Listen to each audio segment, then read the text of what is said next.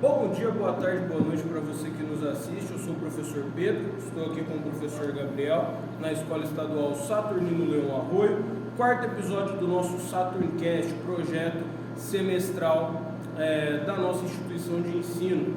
Hoje nós vamos trabalhar um tema que foi estudado pelos nossos alunos na última semana, diversidade de gênero e a questão do gênero como uma construção social. Já quero passar a palavra para vocês, meninos, a princípio aí, que vocês tragam as considerações iniciais sobre esse tema. Boa tarde, meu nome é Gabriele, né? Primeiramente é muito importante falar sobre essa pauta, a diferença entre sexo e gênero. O sexo é algo biológico, então é o macho e fêmea. E o gênero é uma construção social e cultural que depende das nossas vivências, para a gente poder se identificar com aquela característica. Então, por exemplo, a gente tem vários tipos de gênero, como fluido, não binário e entre outros. E vocês, meus queridos, o que vocês consideram de importante que foi trabalhado dentro da palestra que vocês assistiram? Gostaria de saber se vocês querem compartilhar alguma vivência pessoal para a gente dar início ao nosso debate. Bom, uma questão muito importante que a gente viu na palestra foi bem no início da palestra. A gente retomou a questão da criação. Hoje em dia, mulheres são criadas para terem medo e para agirem de forma que elas não chamem a atenção dos homens. Por exemplo, uma frase que muitas mulheres escutam é: não use esse tipo de roupa porque é curta, você vai provocar os homens, você vai chamar a atenção. Enquanto homens são criados de forma que eles podem achar e muitas vezes agem como se qualquer mulher fosse um objeto deles, que eles podem tocar, podem falar o que quiser. Essa questão que a Beatriz falou é muito interessante, porque já remonta ao que foi falado na mesa, inclusive, que é a questão das cores, porque como é um processo de uma construção social, então eu tenho inicialmente a cor vermelha, ela era atrelada, a cor vermelha, rosa era atrelado aos homens, né? E a questão azul era mais voltada para as mulheres. E aí a história dá uma guinada e acaba que hoje em dia esse preconceito ele é disseminado pra caramba, quando na verdade, se você pega o sujeito histórico e joga ele lá atrás, era completamente ao contrário.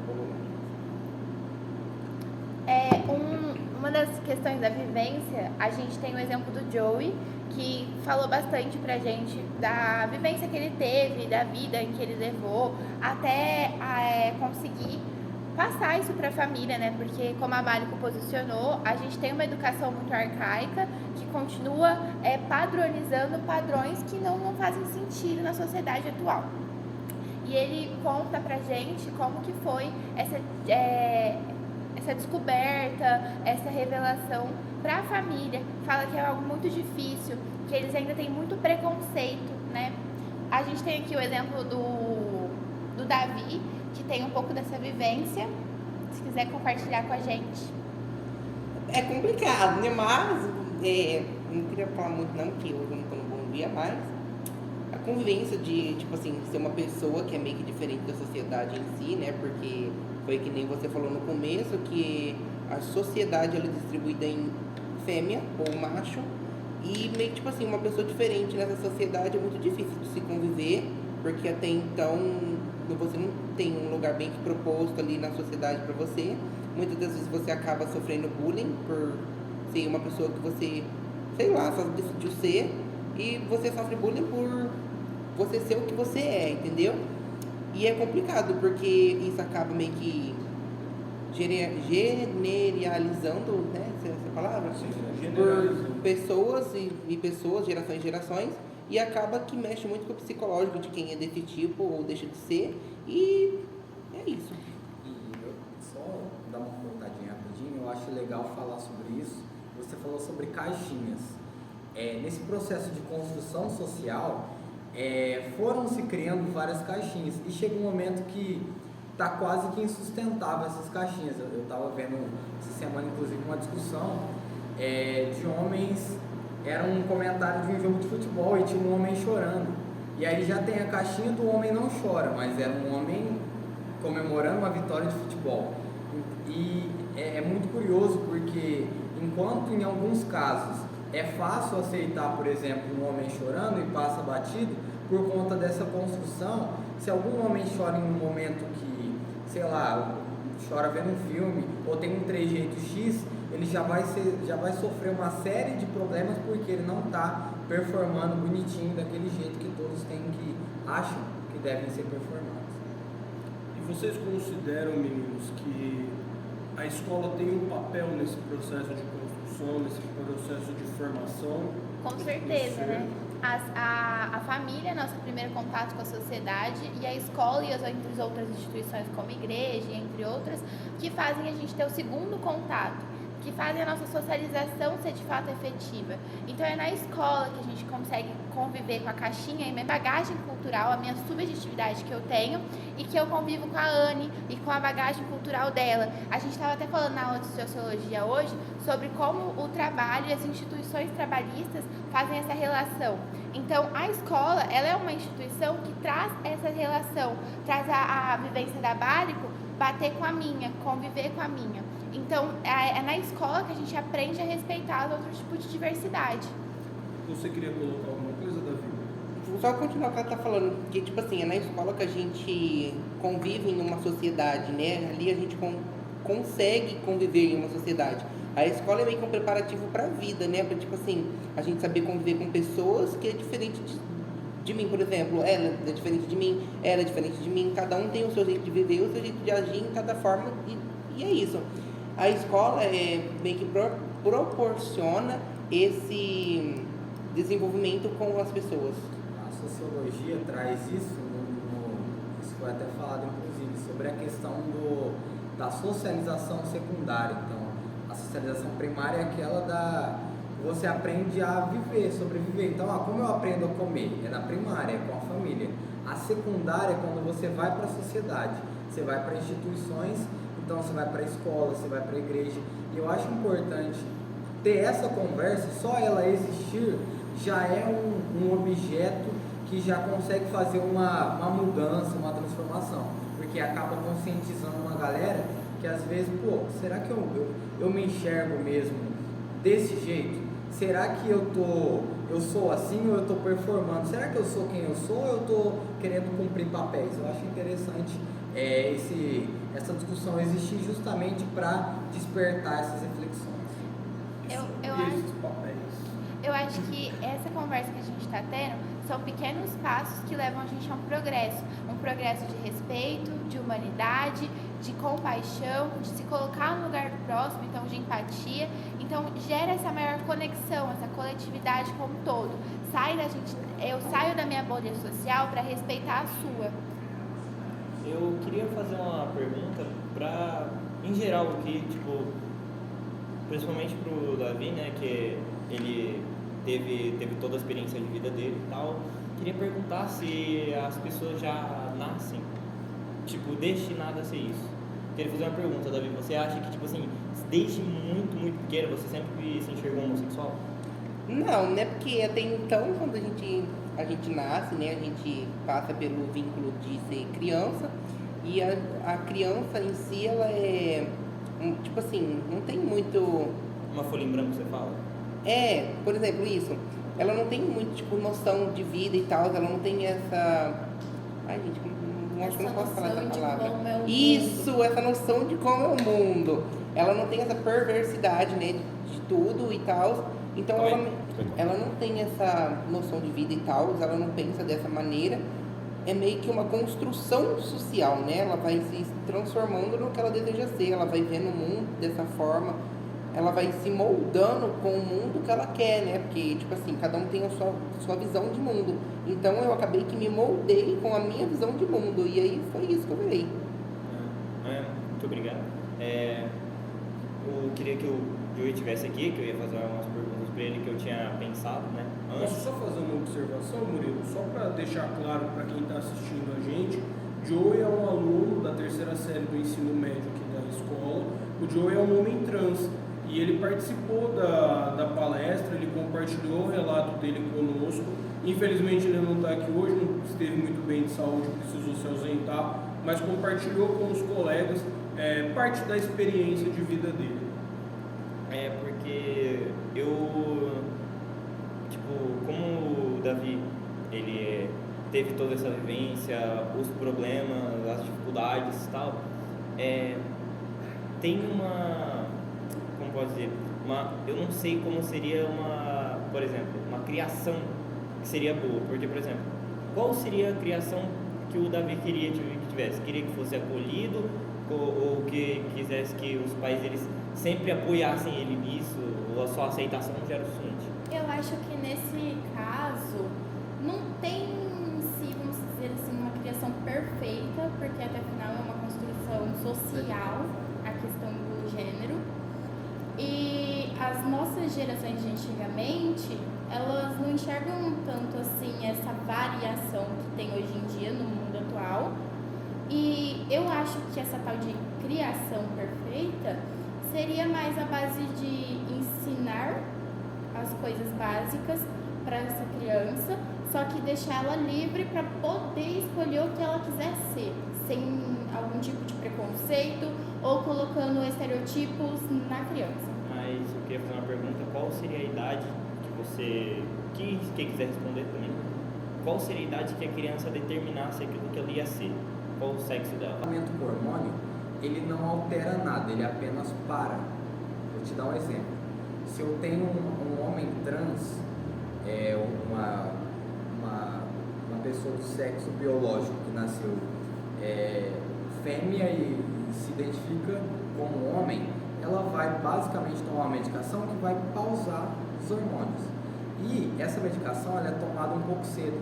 Salvo engano, já com 10 anos de idade já pode fazer isso. Mas o que pouco se falam não é feito nenhuma operação cirúrgica para essas crianças. E outro detalhe que pouco se falam o processo é totalmente reversível. Então vamos supor que a Gabi seja desse caso, mudei de ideia, eu realmente me identifico como uma menina. Se você parar de tomar, você vai voltar a produzir. Então assim, a idade ideal depende do que você está falando. Se a idade ideal para ela... vamos falar sobre definição. A idade ideal para definição não tem como você definir porque é algo quase subjetivo. Enquanto você se entende por gente. Mas, vamos falar sobre procedimento cirúrgico. Qual que é a idade ideal? É a idade ideal, assim como para qualquer operação cirúrgica. A operação cirúrgica é com 18, 16 tem rinoplastia, por exemplo. Vai ser baseando-se na idade cirúrgica. Agora, essa decisão baseando-se em hormônios, ela já começa na infância, enquanto criança mesmo. Por quê? Uma criança tende a sofrer muito se ela tem eu esqueci o nome, é deformidade de gênero.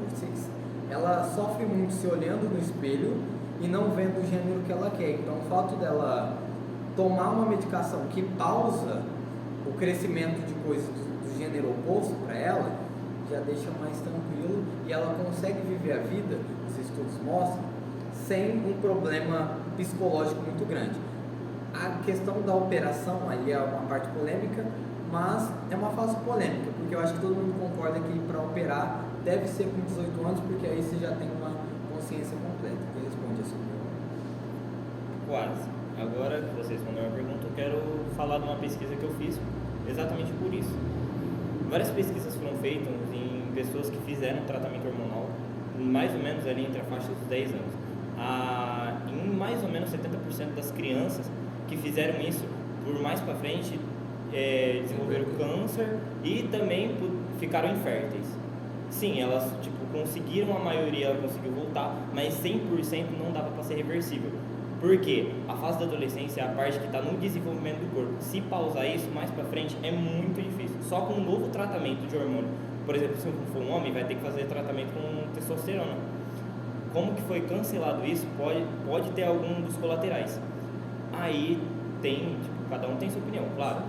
Mas eu acho que, se for para fazer alguma coisa, a criança, como ela não tem discernimento para conseguir fazer alguma coisa nesse nível, porque se pode acontecer de ter algum efeito colateral numa parte dessa que vai afetar na vida adulta dela, eu acho que a criança tem que ter a mesma idade tipo assim, tem que ter 18 anos para fazer as suas escolhas, porque uma criança ela não pode decidir o que ela vai querer ser pelo resto da vida, porque uma criança ela muda de opinião toda hora.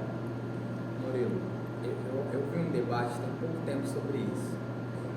E a conclusão foi o seguinte: o Brasil é um dos países mais competentes para conseguir fazer isso, por conta do sistema universal que é o SUS. Além disso, a criança, essas discussões elas ignoram uma questão que o ECA prevê. A criança tem direito a ser e ela tem direito à personalidade. Levando isso em consideração, nós podemos definir que uma criança pode escolher ou sabe definir quem ela é. Porque uma criança pode escolher, por exemplo, com quem ela quer ficar na guarda, por exemplo, compartilhada. Eu gosto mais de mamãe. Ok, você vai ficar mais com a mamãe. Então, o problema dessa discussão, dessa maneira, é que ela ignora a criança como um sujeito de direitos. A criança, ela não é assim, de uma hora para outra, 18 anos, decida. Não é assim. Biologicamente não é assim. E até em questão socialmente, como construção, não é assim. A criança, desde cedo, e por isso que tem esses problemas, ela já se encara como uma pessoa. E ela já consegue imaginar a pessoa que ela gostaria de ser ou não. Por isso que é importante, eu acho que é um consenso muito grande, manter a questão do tratamento hormonal. Existem problemas pontuais, sim, dá para cuidar, a medicina é isso. Mas, além disso, o problema maior, eu acho que seria a questão da operação, de cirurgia, porque colocar em qualquer cirurgia uma criança traz risco.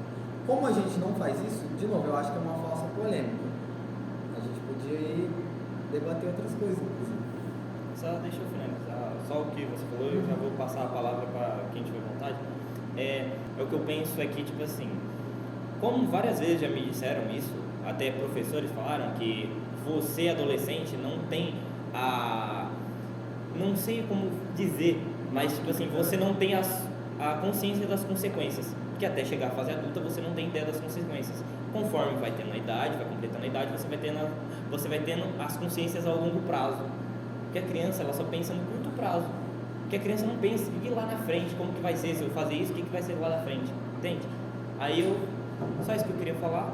Acho que uma coisa que todo mundo sabe, criança não pode tomar decisão, é por isso que tem os pais. Eu acho que o pai sempre tem que procurar o melhor para a criança.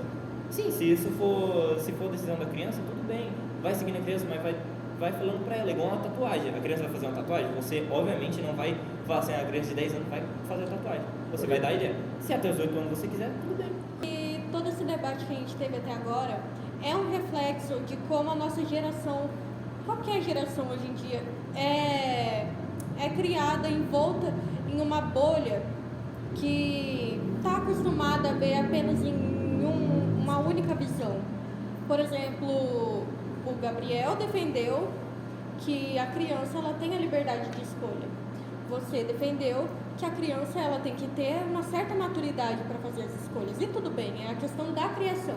É a questão da criação de gênero também. Tudo envolve o gênero. E você, Beatriz, você performa em todas as caixinhas ou tem alguma que para você não vai?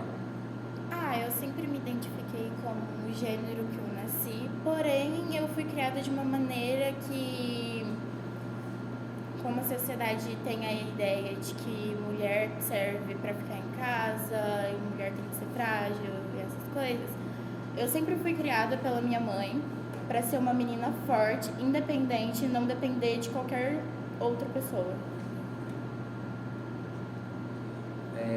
Vale, e para você, como você interpretou essa questão do seu gênero ao longo da sua vivência? Foi tudo ok? Você completou todas as caixinhas? Teve alguma que para você, essa caixinha aqui foi difícil de me encaixar? Ou tudo certo? Tudo certo. Eu acredito que para a sociedade hoje em dia deve ser mais difícil transformar esse sentimento que vem de dentro para fora por conta de todos os padrões que foram impostos. Ao longo da nossa entrevista que a gente teve com os participantes lá, o Cadu e o Cauã, eles falaram pra gente quanto é difícil isso, né?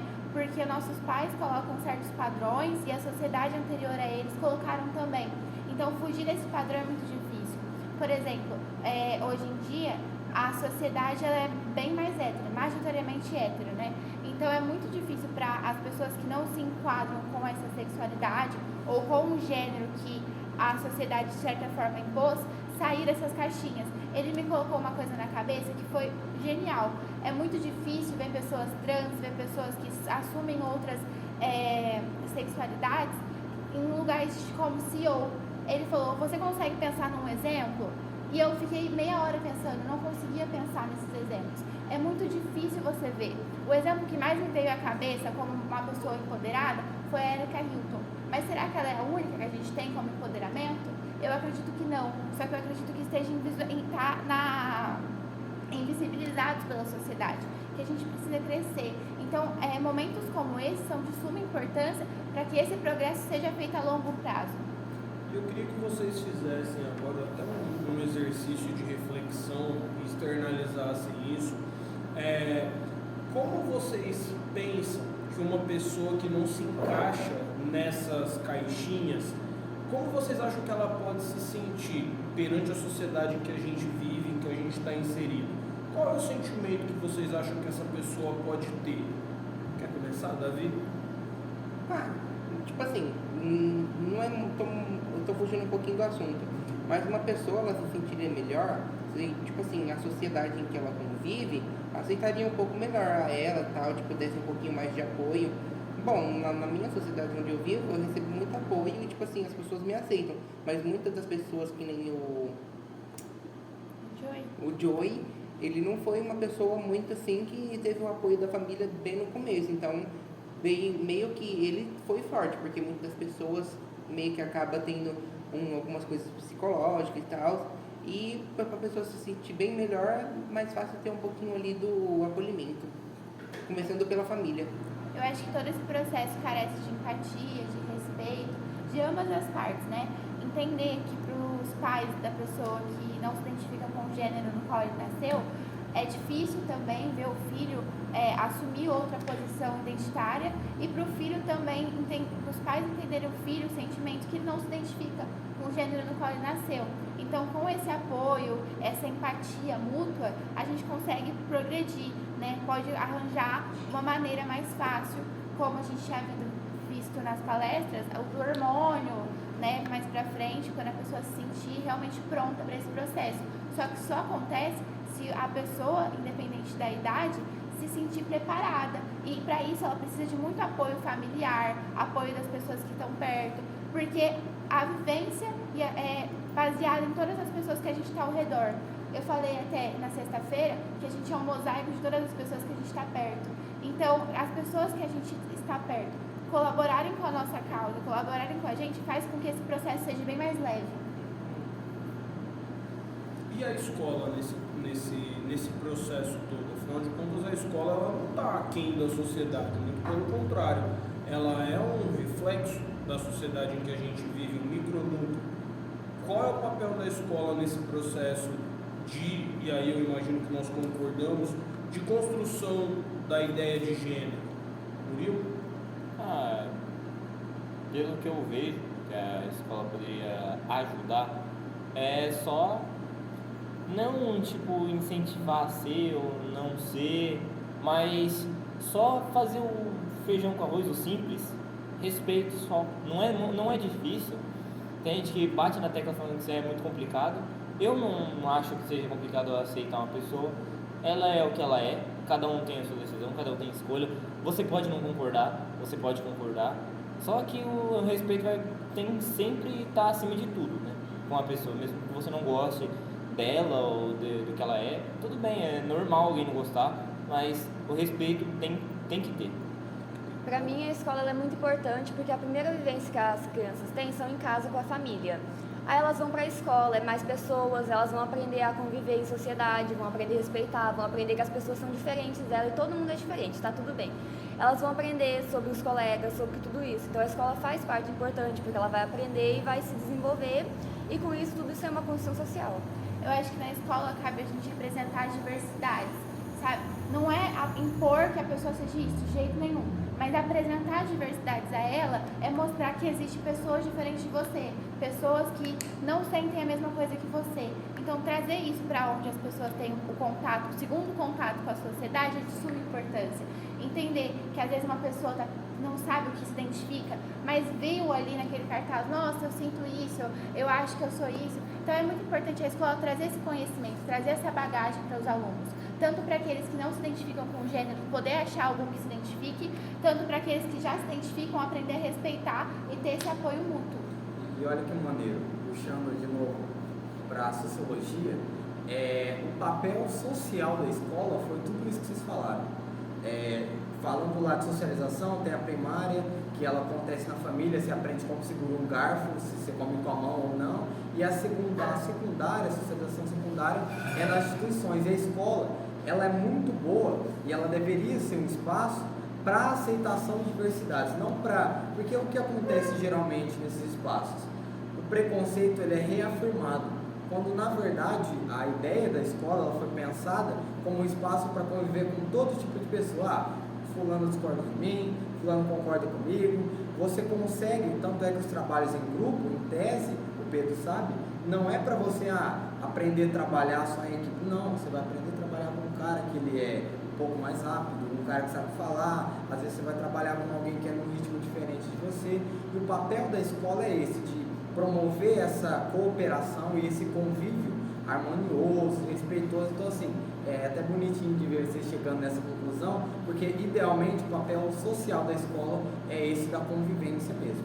Eu acho importante ressaltar que dentro do que o Gabriel falou, é muito importante entender que a escola é o papel onde a gente tira a violência simbólica. A gente valoriza as minorias também e impõe isso na sociedade, tirando isso da bolha social.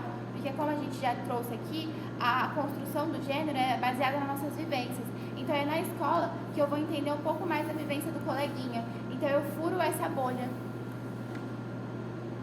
Muito bom, meninos. E aí, já caminhando para um próximo aí do final do nosso podcast, eu gostaria do comentário de cada um que materializasse essa ideia do gênero enquanto construção social, respondendo definitivamente a pergunta: é possível a gente concluir que sim, o gênero é uma construção social? Se sim, por quê? Se não, por quê?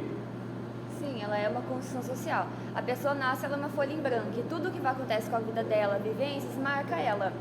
E cada pessoa ela vai reagir a determinada situação de um jeito, e essa forma que ela reagir vai moldar ela. Então tudo que ela é ensinada, ela vai aprender, só que ela também pode buscar outras formas de aprender. Então tudo é uma construção social e vai moldando ela porque ela quer ser e como pensa.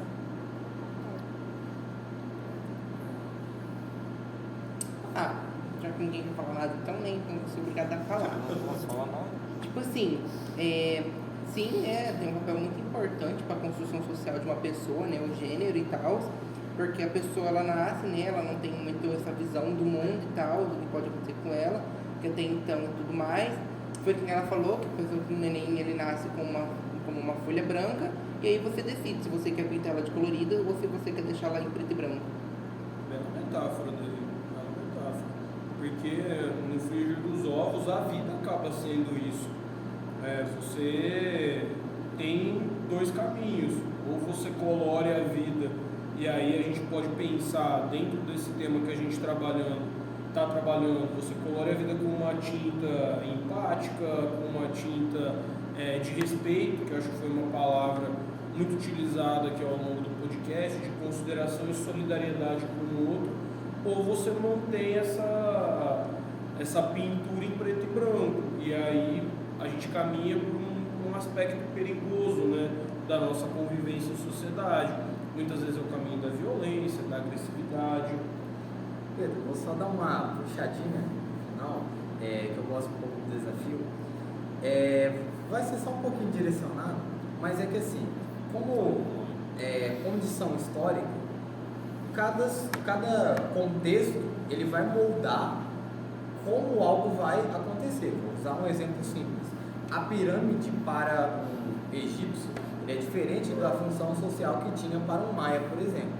Então, as minhas vivências elas vão acontecer de uma maneira que aquilo vai se resultar, que certas pautas, para mim, vão funcionar de um jeito e em outro contexto pode funcionar de uma maneira diferente. E aí, como eu encaro o Murilo como alguém divergente de mim, Murilo, você consegue me passar o seu ponto de vista em relação a essa construção social de gênero? Porque eu acho que a nossa concepção ela é diferente. Eu gostaria, como é as considerações finais, de ouvir como que você encara essa questão, se é idêntica à minha ou é diferente. Não entendi muito bem como você falou. Como que você encara essa construção social do gênero? Como eu encaro? Tem várias pessoas que criam os seus filhos, né? Vou dar uma caminhada um pouquinho por fora, mas vou tentar voltar ao máximo. Tem pessoas que criam seus filhos e tem gente que, né? Eu vou criar meu filho desse tal jeito e vou torcer para que ele seja. Tem gente que vê o filho mudando e fala, tudo bem, você é livre, eu não tenho obrigação nenhuma de segurar você. Aí tem outros que já é o nível extremo, que expulsa o filho ou rejeita, não vê mais como um filho, vê como como se fosse um monstro, né?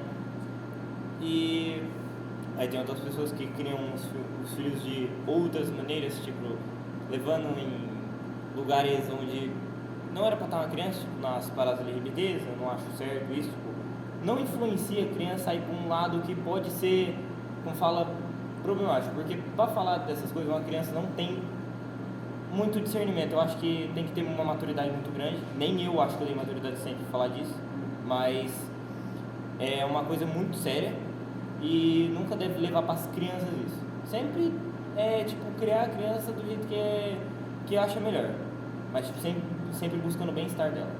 É de suma importância ressaltar que a igualdade por gênero ainda não está 100%. A gente vem conquistando vários lugares. Por exemplo, o direito ao voto feminino e o direito ao divórcio, né, que é muito importante nessa luta da diversidade de gênero, na igualdade. Só que ainda está longe de ser 100%, porque precisamos conquistar vários lugares. Até hoje, por exemplo, as mulheres recebem menos que os homens. Então, entra nessa pauta de ser muito importante que valorizem os dois grupos.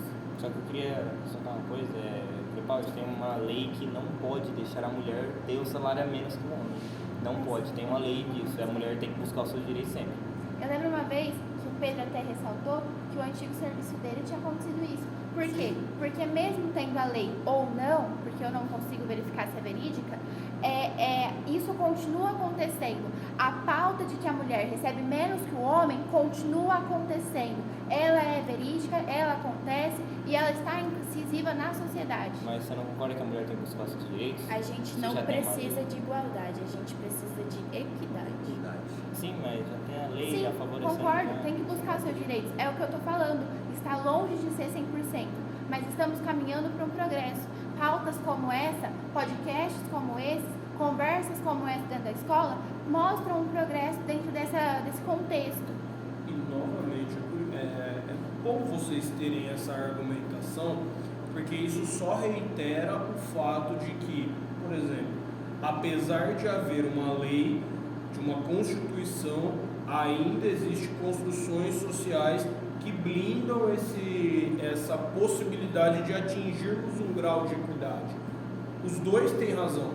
O Murilo tem o ponto de que sim, existe a lei, e a Crepaldi e a Beatriz reforçaram, apesar da lei, esse patamar de equidade ele não foi atingido ainda. Por quê? Porque existe uma construção social, e aí eu até reitero algo que a Bálico pontuou no início do nosso podcast, o fato de que essas construções elas foram passadas de geração para geração. Então, esse muro já foi construído há muito tempo, né? Um muro histórico. Posso falar só uma contribuiçãozinha? É comum a gente falar na historiografia, nas aulas de faculdade mesmo, que o Brasil ele é feito de preconceitos privados. O racismo brasileiro ele é privado, ele não acontece na sua cara, ele acontece quando fecha a porta e vem um comentário. A mesma coisa acontece com a questão do machismo. Então, a gente tem uma lei, olha que bonito, cara, Constituição Cidadã, não pode tratar a mulher desse jeito. E aí, quando você fecha as portas, só tem um monte de homem branco, CEO, bonitinho, de que maneira eles vão agir? cerceando, tirando o salário das mulheres. Eu lembro que o Jornal Nacional teve até uma questão sobre isso, falando que é um dado que ainda existe e é fundamental. Então, assim, você ter puxado essa questão do gênero é interessante também, porque traz essa questão que no Brasil tudo é bonito na aparência, mas no mundo privado a gente vai disseminando muitos preconceitos, racismo estrutural, esse tipo de coisa. Vocês são alunos de ensino médio, trabalham isso em redação, não por acaso, alguns vestibulares e o próprio Exame Nacional do Ensino Médio, o Enem, nos últimos 10 anos, dos 10 temas que foram tema de redação, 2 cerceavam a questão feminina.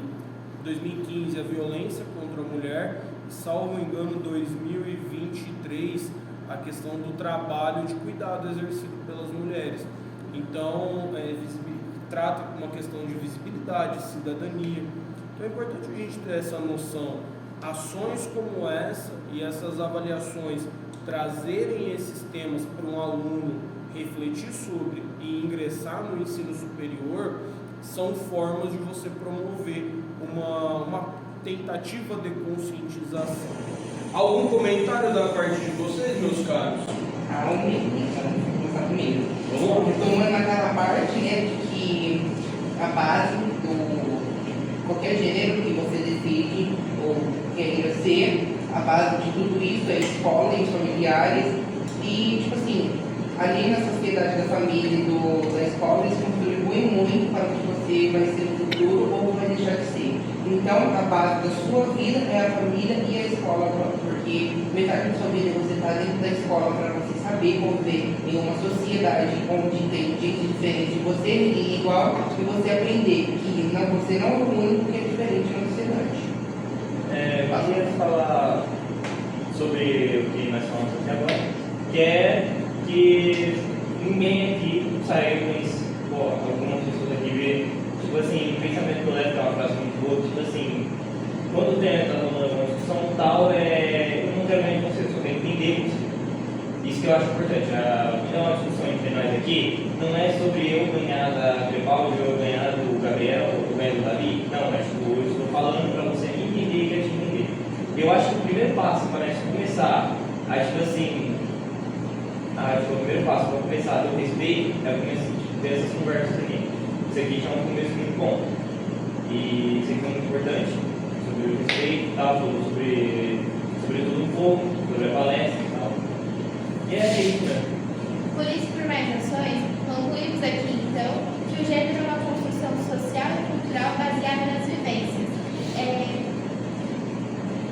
Então, gente, levando essas lindas palavras, nos encaminhamos para o final. Gostaria de agradecer especialmente a cada um de vocês pela participação, pelo tempo dedicado. Lembrando que isso é um projeto da escola como um todo, tá? Lembrando do nosso professor também, Gilberto Freire, que não conseguiu participar, mas ativamente conseguiu colaborar, trazendo os palestrantes. Então, assim, eu e o Pedro, nós estamos muito orgulhosos, porque foi um projeto que a gente entregou parte da alma e ver ele materializado dessa maneira, com vocês discutindo de maneira saudável, apresentando ideias e conversando, mesmo com todas as diferenças, é algo muito especial para a gente. Não esquece de deixar o seu like e é isso. Obrigado, gente.